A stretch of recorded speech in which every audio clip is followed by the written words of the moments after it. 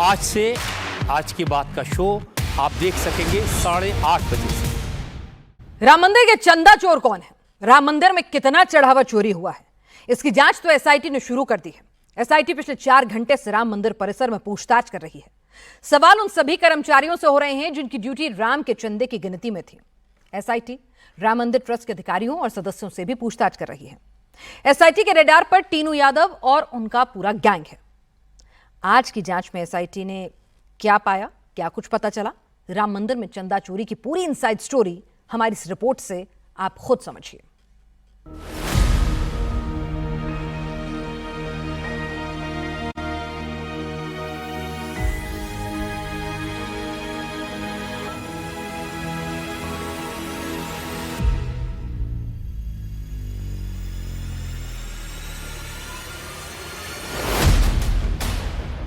राम मंदिर के चढ़ावे में टिन्नू की तिकड़ी ने कैसे लगाई सेंध?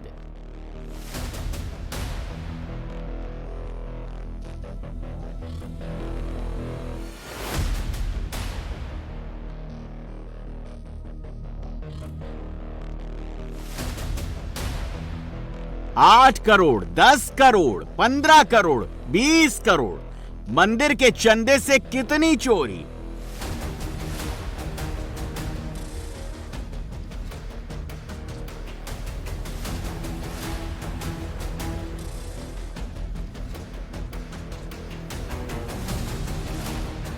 राम मंदिर के चंदा की जांच में एसआईटी को क्या क्या पता चला?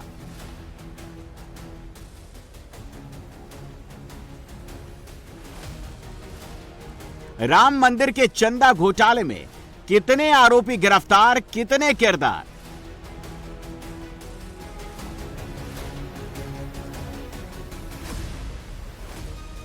राम मंदिर में कितना चंदा चुराया गया? चंदा कैसे चुराया गया? दान के पैसे में हेराफेरी कैसे हुई? चोरी के इस खेल का खुलासा होने वाला है, क्योंकि राम मंदिर के दान में डकैती डालने वालों की जांच एसआईटी ने शुरू कर दी है। एसआईटी की टीम अयोध्या पहुंच चुकी है और बहुत ही गोपनीय ढंग से जांच चल रही है। पुलिस और जांच एजेंसी द्वारा 5 कर्मचारियों से अब तक 2.98 करोड़ की रिकवरी की जा चुकी है। एक कार और 3 आईफोन जब्त हुए हैं। पहले दावा किया जा रहा था कि टिन्नू यादव और उसके साथियों ने 8 करोड़ की रकम का गबन किया, लेकिन अब दावा किया जा रहा है कि इस चोरी में 50 से ज्यादा कर्मचारी शक के घेरे में हैं। मंदिर में 6 दान पात्र लगे हुए हैं। एक तो गर्भगृह के बिल्कुल सामने लगा हुआ है और बाकी भी मंदिर में अलग अलग जगह पे लगे हुए हैं, जहां लोग आते हैं और दान करते हैं। अब जब ये दान पात्र भर जाता है तो जो मंदिर के कर्मचारी हैं वो उसको खोल के उससे रुपये निकालते हैं। अब ये आरोप लग रहे हैं कि रुपए निकालते टाइम भी कुछ गड़बड़ी होती है। बहुत सारे लोग अपनी शर्ट के अंदर कुछ गड्डियाँ कर लेते हैं। अब ये आरोप सही है कि नहीं, एसआईटी ये देखेगी। जो दान पात्र हैं उसके आसपास कितने सीसीटीवी लगे हैं, उन सीसीटीवी की पोजीशन क्या है, सीसीटीवी के जो रिकॉर्ड्स हैं वो कब तक के हैं, अवेलेबल हैं कि नहीं, ये सारी चीज़ों की जांच पड़ताल की जाएगी। अब यहाँ ये भी आरोप लगाए जा रहे हैं कि जो लोग घपला कर रहे थे उन लोगों ने बीच बीच में सीसीटीवी बंद भी कर दिए थे कि जब वो रुपए निकालते थे तो सीसीटीवी बंद कर देते थे। अब ये आरोप सच है कि नहीं, ये भी एसआईटी की टीम जानेगी।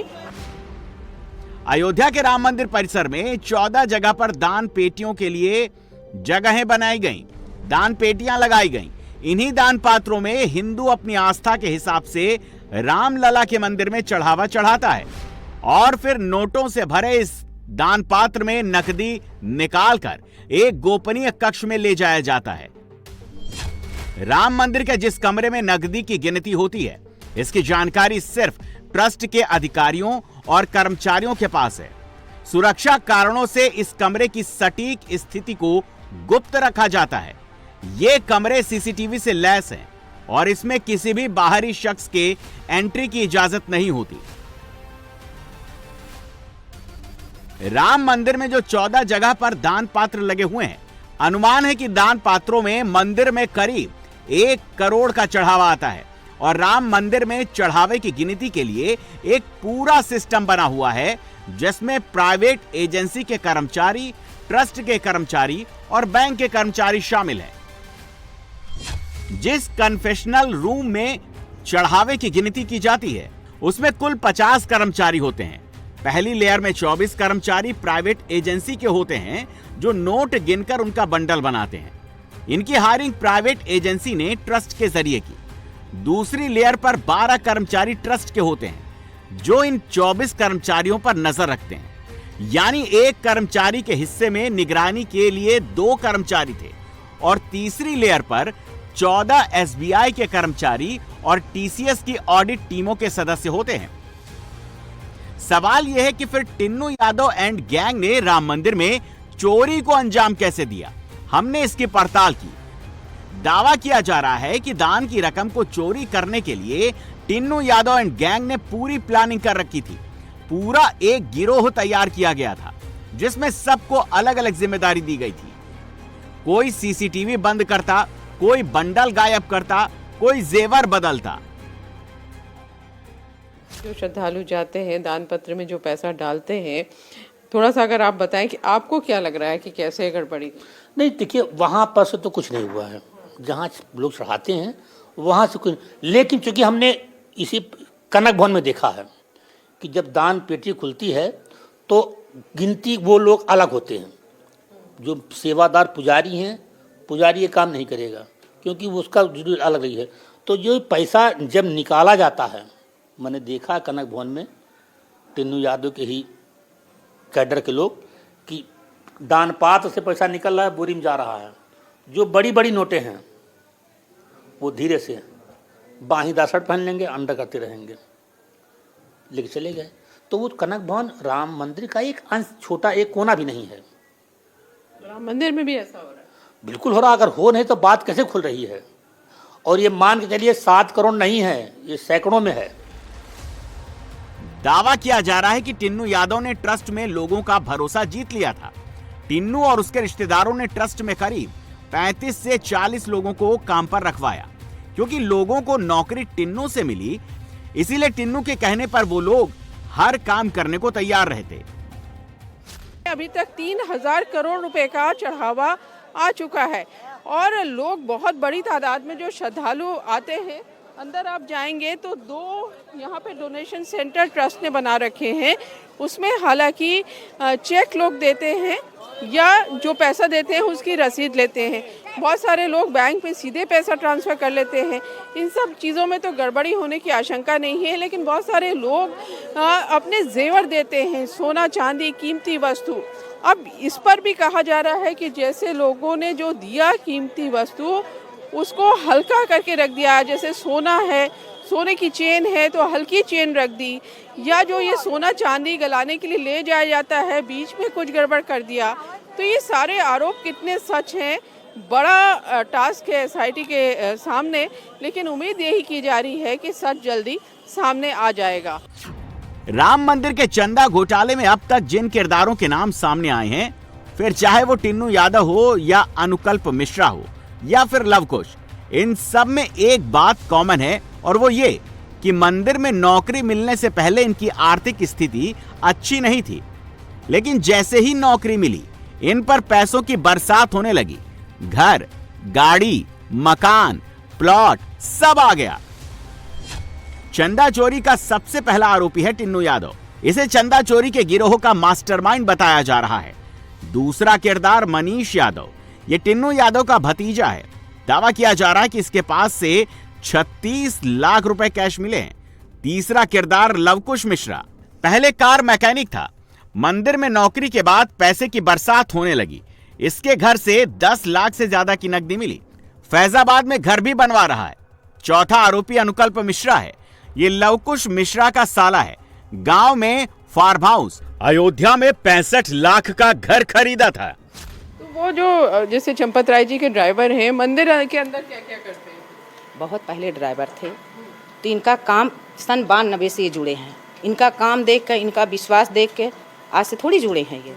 तो इनको मतलब फिर आना जाना, फिर जब त्रिलोकीनाथ मुकदमा जन्मभूमि को देखते थे, जब वो अस्वस्थ हो गए, जाने में असमर्थ हो गए, तो इनको मुकदमा देखने के लिए लगाया गया। तो ये हमेशा जाते थे मुकदमा देखने। नहीं, मुकदमा फाइनल हुआ तो फिर इनको यहाँ शिफ्ट कर दिया गया देख रेख में, यही रीज़न है। और इन्होंने बहुत तपस्या त्याग किया है अपना, प्रभु जानते हैं और हम लोग कुछ नहीं जानते हमने क्या किया है। तो जहाँ अंदर जो दान का रुपया है वो गिना जाता है, वहाँ पे तो इसमें इनका कोई है नहीं, ड्यूटी लगती है वहाँ पे? नहीं, इनका कोई ड्यूटी नहीं लगता वहाँ, ड्यूटी लेना देना उससे नहीं है। उसमें बैंक वाले आते हैं और जो कार्यकर्ता हैं वो करते हैं, इनका उनका क्या लेना देना है। कभी आपको कुछ बताया कैसे काउंट होता है पैसा जो दान का? हमें क्यों बताएंगे, हमें इससे क्या लेना देना। क्या करते हैं टिन्नू जी मंदिर के अंदर? टिन्नू जी को यही दर्शन करने वाले में रहते हैं और क्या, हमसे ज़्यादा का जानकारी नहीं। और मनीष यादव का क्या काम है वहाँ पे? मनीष यादव तो अभी जल्दी वहाँ गए, हमें जानकारी नहीं है उनका क्या काम, वहाँ कुछ भी काम नहीं है। अनुकल्प मिश्रा भी नोट गिनने वाली टीम का हिस्सा था। कौशलपुरी में मानस डेंटल हॉस्पिटल के पास एक घर है जिसे उसने भोजपुरी गायक से खरीदा। अनुकल्प मिश्रा के परिवार ने 64 से 65 लाख रुपए दिए। उसका परिवार इसी घर में रहता है। अनुकल्प के पैतृक गांव में उसका एक मकान है। 300 मीटर की दूरी पर एक फार्म हाउस भी उसने बनाया है। इसी जगह पर 23 से 30 अप्रैल 2026 तक श्रीमद् भागवत कथा कराई गई। अनुकल्प ने भागवत कथा और शादी में अपने वैभव का प्रदर्शन कर साड़ियां बांटी। तो दान है, उसके चढ़ावे में जो गड़बड़ी के आरोप लग रहे हैं उसमें एक नाम आ रहा है अनुकल्प मिश्रा का। अनुकल्प मिश्रा पिछले कई दिनों से राम मंदिर में नौकरी करते हैं। ऐसा कहा जाता है कि उनकी ड्यूटी जहां रुपए गिने जाते हैं वहां लगी हुई है। अब अनुकल्प ने अभी कुछ महीने पहले अपने बहनोई लवकुश मिश्रा को वहां नौकरी दिलाई थी राम मंदिर में। लवकुश के घर से ऐसा आरोप है कि गोबर में 10 लाख रुपया मिला है। अब ये गांव है अनुकल्प का और गांव में अंदर जाएंगे तो एक घर बिल्कुल अलग दिखाई दे रहा है। जितने गांव में घर हैं उन सब से वो आलीशान है। ये भी कहा जा रहा है कि अनुकल्प ने अभी बहुत बड़ी यहाँ पर भागवत कथा कराई थी।